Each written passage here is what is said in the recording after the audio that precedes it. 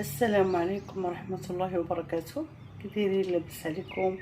كنتمنى ان شاء الله تكونوا كاملين بخير وعلى خير وبصحة جيدة. اليوم ان شاء الله جيت نشارك معكم البيتي فور بطريقة سهلة وسريعة ما كتاخذش معكم الوقت.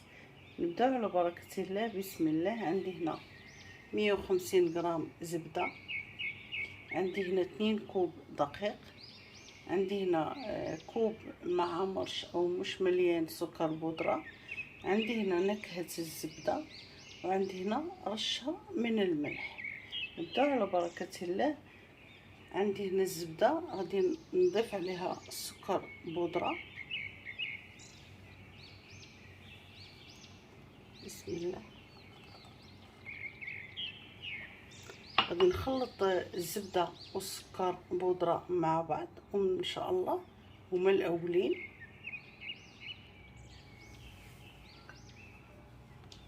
بالنسبة للزبدة تكون في حرارة الغرفة او طلعوها من قبل من الثلاجة، تكون بهذا القوام هذا. غادي نخلط الزبدة والسكر بودرة مع بعض مزيان.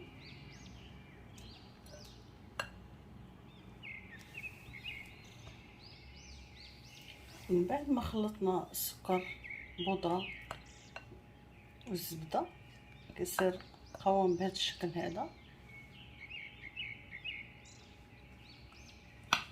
غنضيف النكهة ديال الزبدة،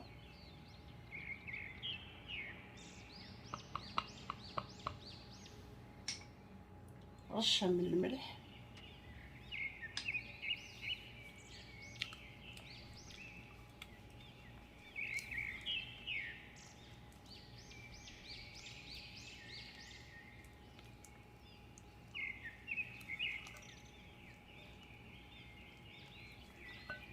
كنخلطو مزيان.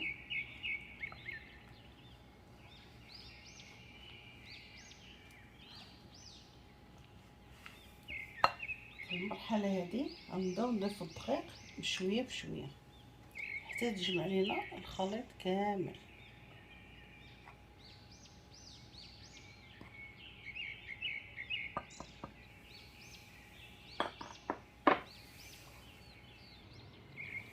من بعد ما كملنا الدقيق ضفناه بشويه بشويه، والدقيق دائما كيبقى على حسب نوعيه الدقيق، لازم يكون جيد كما كتشاهدوا. خليت على هذا القوام هذا كما كتشاهدوا.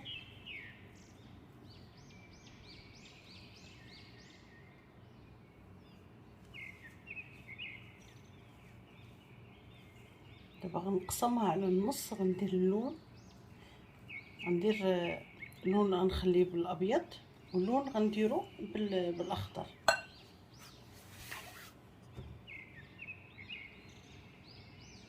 كنضيف واحد الرشه خفيفه هكا.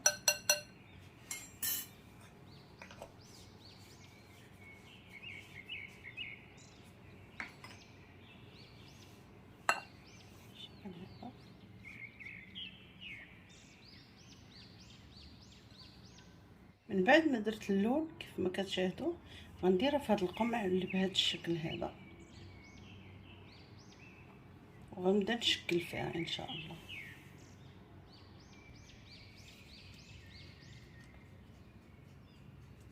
هذا كيف ما كتشاهدوا غندخل الصينيه للفران على درجه الحراره 120، نخليوه هكا يعني يطيب على راحته. وعندك يتحرق لكم تخليه واحد 20 دقيقه هكايا وتخرجوه. البيتي فور من بعد ما وجد جا على هذا الشكل هذا كيف ما كتشاهدوا.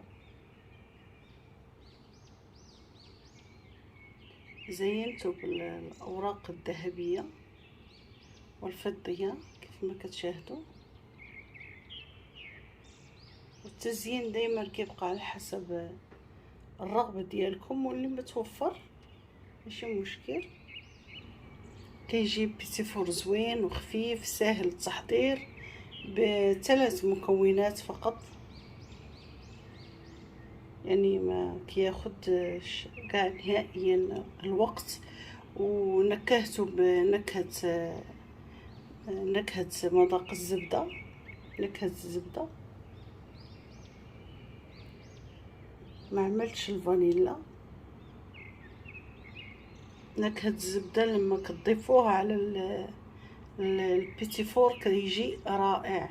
صدقوني جربوا نكهة الزبدة ان شاء الله غادي تعجبكم. كيجي على هذا الشكل هذا.